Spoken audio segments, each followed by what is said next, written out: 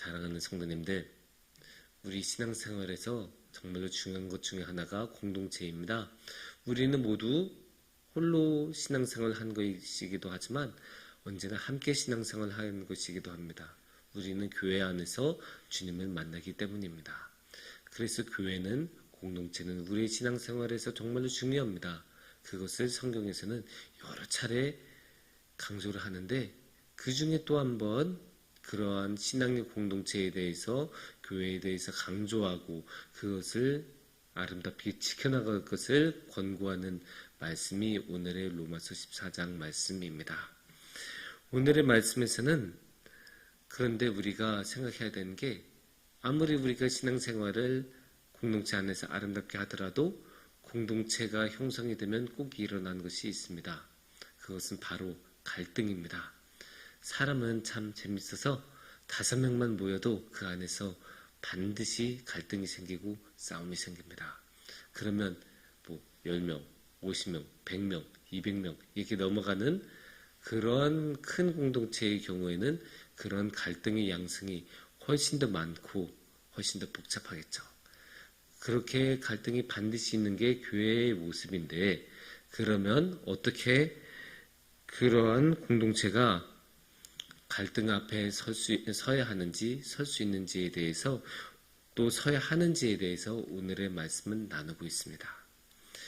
먼저 2절을 우리가 함께 보겠습니다. 2절에서는 이렇게 말씀하십니다. 어떤 사람은 모든 것을 먹을 만한 믿음이 있고 믿음이 연약한 자는 채소만 먹느니라.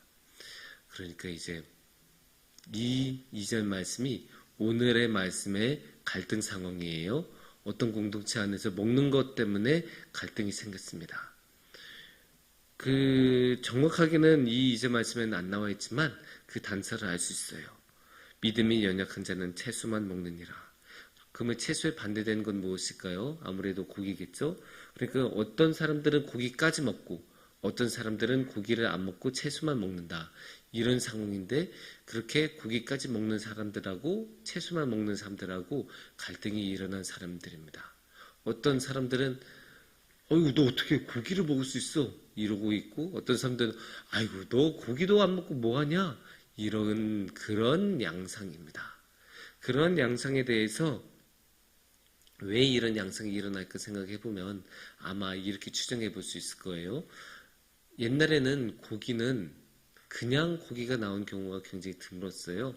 왜냐면 고기는 대부분 제사에서 썼기 때문이에요. 그래서 고기를 제사로 드리고 그 남은 것을 고기로 이제 먹는 그런 모습이 굉장히 많았는데, 그런데 이 고기를 그러면 이방 제사를 드린 고기를 그냥 먹어도 되냐?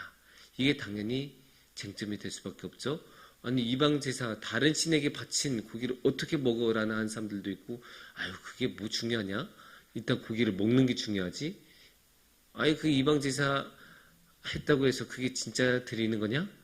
아유 그 이방 신 어차피 없는 신한테 준 거 결국 그냥 우리가 잘 먹으면 되지 라고 말하는 사람들도 있는 거예요. 그렇게 이제 갈등의 양상이 달라지는데, 생각해보면 우리도 우리 장로님이나 권사님들은 아무래도 경험해 보셨을 것 같아요. 옛날에, 요즘은 제사를 훨씬 더 많이 안 드리죠.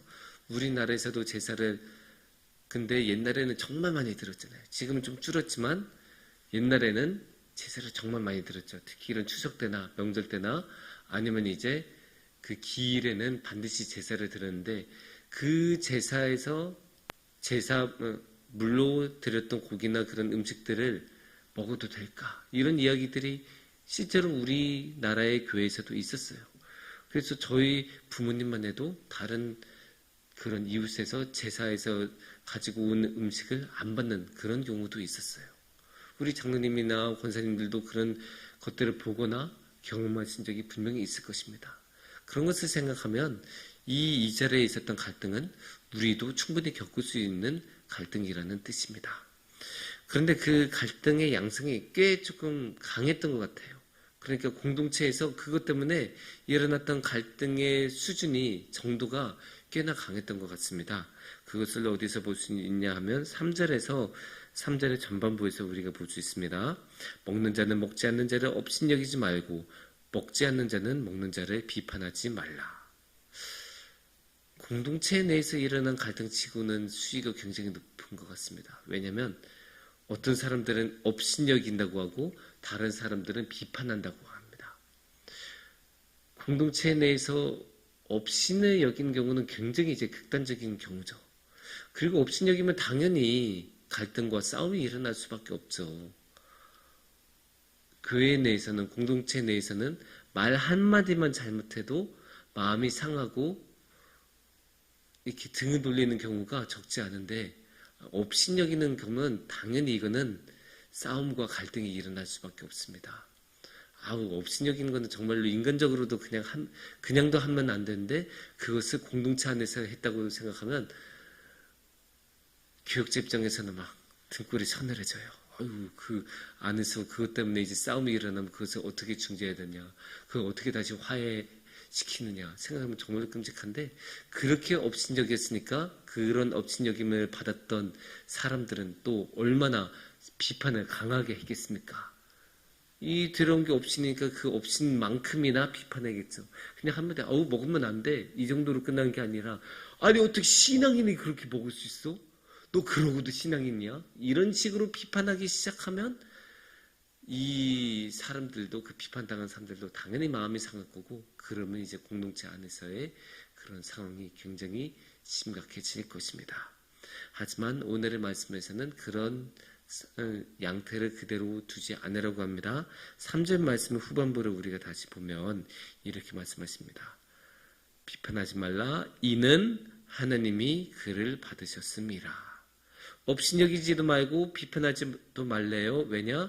하나님이 받으셨다고 해요. 그러니까 업신여기는 자도 비판하는 자도 그렇게 하면 안 돼요. 왜냐면 먹는 사람도 먹지 않는 사람도 모두 하나님 안에서 하나님이 받으신 사람들이에요. 그러니까 바울은 여기서 중재를 하려고 하는 거죠. 둘 다 하나님 안에 있는 사람들이니까 그렇게 극단적으로 나아가지 말아라, 그렇게 하는 말씀이기도 하고,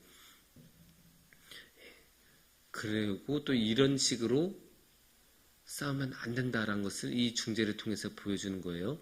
그러면 왜 이렇게 싸우면 안 될까요? 아주 간단하죠. 첫 번째는 공동체성 때문에 싸우면 안 돼요. 이렇게 싸우면 당연히 공동체가 갈라질 수밖에 없어요. 이렇게 업신여기고 비판여기면 어떻게 공동체가 하나로 남을 수 있겠습니까? 하지만 이 공동체는 그냥 공동체가 아니에요. 9절 말씀을 우리가 보시면, 9절 말씀을 보시면 이를 위하여 그리스도께서 죽었다가 다시 살아나셨으니 곧 죽은 자와 산 자의 주가 되려 하심이라. 그러니까 예수님께서 이 공동체를 위해서 죽으신 거예요. 사실 예수님께서 자기 피값으로 사신 공동체인데, 그 공동체가 지금 이렇게 갈라지고 서로 싸운다고 하면 얼마나 가슴이 아픈 이야기입니까? 예수님의 피가 어디로 가겠습니까? 그러면 안 되잖아요. 우리가 주님의 그 보혈의 피가 얼마나 귀한 건데 그게 땅에 그냥 떨어져서 아무것도 아닌 허무한 것이 되게 하면 어떻게 되겠습니까? 그럴 수는 없죠. 아무리 우리 마음에 안 든다고 하더라도 우리가 주님을 봐서 참는 거예요. 그 사람을 봐서 참는 게 아니라 주님을 보고, 우리를 위해서, 우리 공동체를 위해서 피를 흘리셨던 주님을 기억하면서, 그래도 여기 주님의 피가 담겨 있는데, 그러면서 다시 한번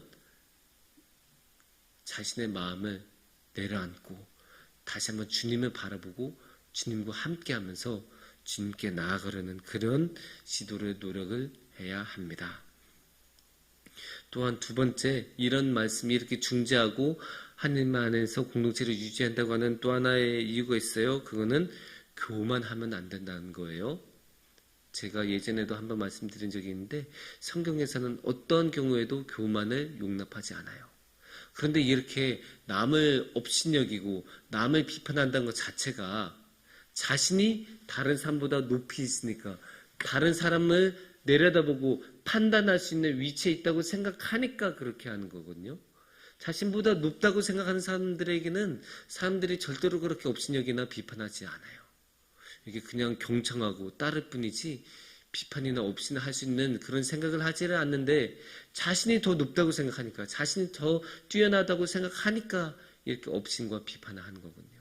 하지만 하나님께서는 그렇게 하지 말라고 해요. 그러면서 우리의 현실을 다시 한번 가르쳐 주시죠. 10절 말씀을 보시겠습니다. 네가 어찌하여 네 형제를 비판하느냐? 어찌하여 네 형제를 업신여기느냐? 우리가 다 하나님의 심판대 앞에 서리라. 지금 여기서 다시 한번 비판하지 말라고, 업신여기지 말라고 돌려서 말하죠. 어떻게 너가 비판할 수 있어? 어떻게 업신여길 수 있어?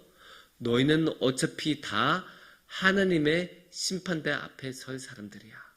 어차피 하나님 앞에서 심판받아야 될 사람으로서 똑같은데 너희가 서로를 그렇게 비판하고 업신여길 수 있냐?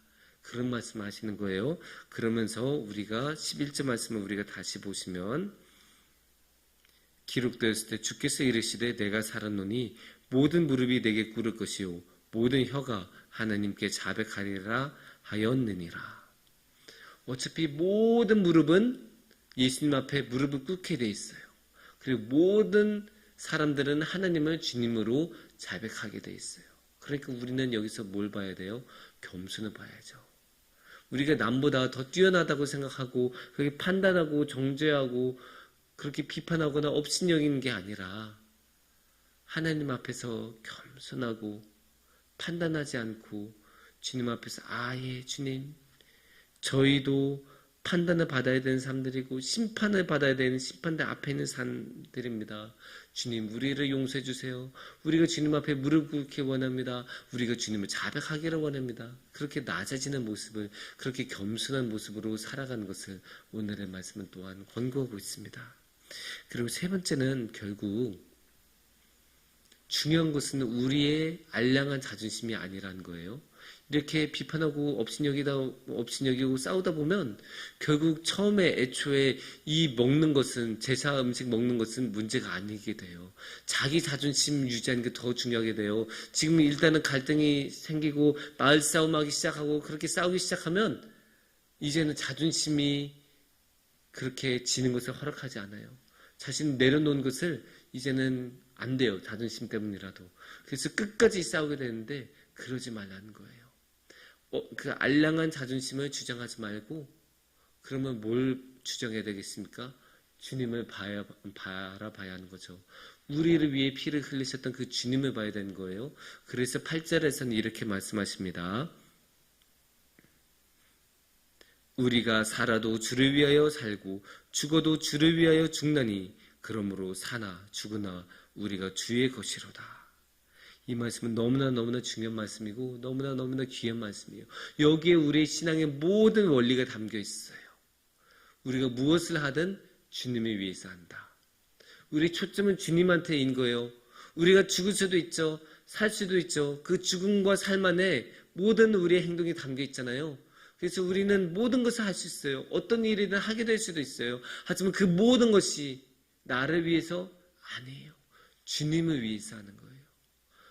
죽는 것도 사는 것도 주님을 위해서, 우리 모든 삶이 주님을 향해 있어야 되는 거고 우리 궁극적인 목표는 주님을 따르는 것이에요.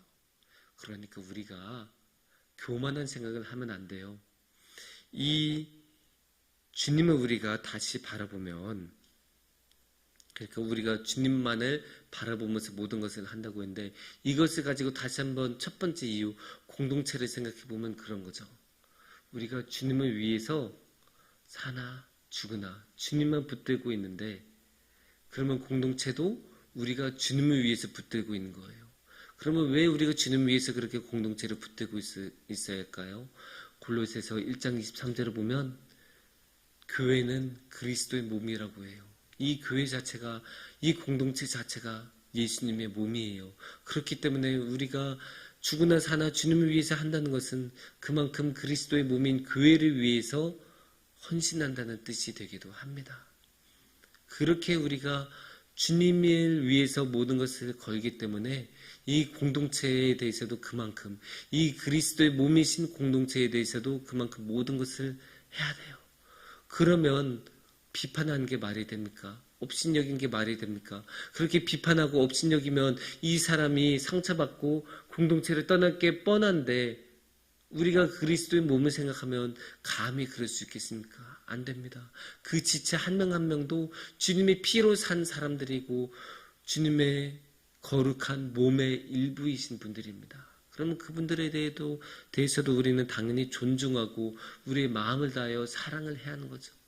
어떻게 하는 것처럼 죽으나 사나 주님을 위해서 하는 것처럼 그렇게 우리는 주님의 공동체 안에서 함께 살아갑니다. 사랑하는 성도님들, 오늘의 말씀은 여러 가지를 이야기했지만 결국 한 가지예요. 정확해요. 우리는 겸손해야 합니다. 왜냐? 우리는 사나 죽으나 주님을 위해서 살기 때문입니다. 우리가 목표가 아니에요. 우리 위해서가 아니에요. 우리는 모두 어차피 하나님의 심판대 앞에 설 수밖에 없는 연약한 자들이에요. 그래서 우리 자신을 위해서가 아니라 무조건 어떠한 경우에서도 주님을 위해서 주님과 함께 나아가는 우리 성도님들이 되시기를 축원합니다. 함께 기도하겠습니다.